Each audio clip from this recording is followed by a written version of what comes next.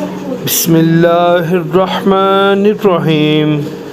السلام علیکم ورحمۃ اللہ وبرکاتہ۔ جنوں کی بس۔ مجھے نانی نے بتایا تھا کہ جب تم چھوٹے تھے ڈر جاتے تھے، پھر پیر صاحب سے دم کرایا۔ پیر صاحب نے بتایا تھا کہ جن ہو بھوت اس کے سامنے نہیں آئیں گے، اگر سامنے آ بھی گئے تو اس کو ان کی آواز سنائی نہیں دے گی۔ قصہ پرانا مختصر یہ ہوا، میں نانی کے گاؤں جا رہا تھا، مجھے راستے میں ہی عشاء کی اذان ہو گئی۔ گاؤں کو جانے والی آخری بس بھی نکل چکی تھی۔ میں مایوس ہو کر اڈے پر ہی بیٹھا تھا کہ مجھے ایک مزدہ بس نظر آئی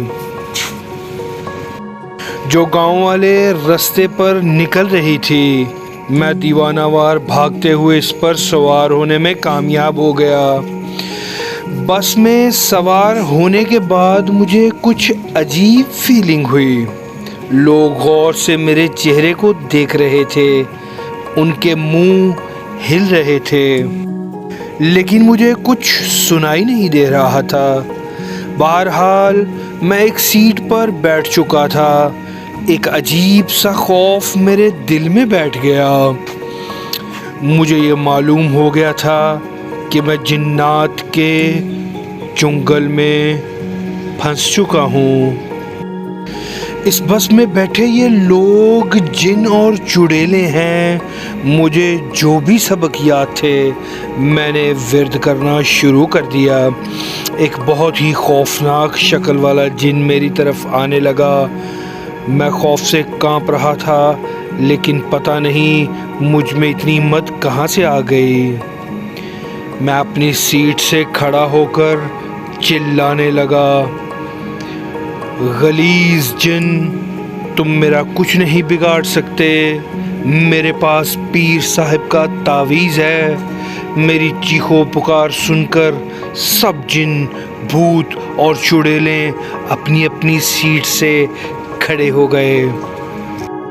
میں دیوانہ وار چلا رہا تھا، لیکن وہ لمبی داڑھی والا جن میرے قریب آتا جا رہا تھا۔ کوئی بھی نورانی قوت اسے نہیں روک رہی تھی۔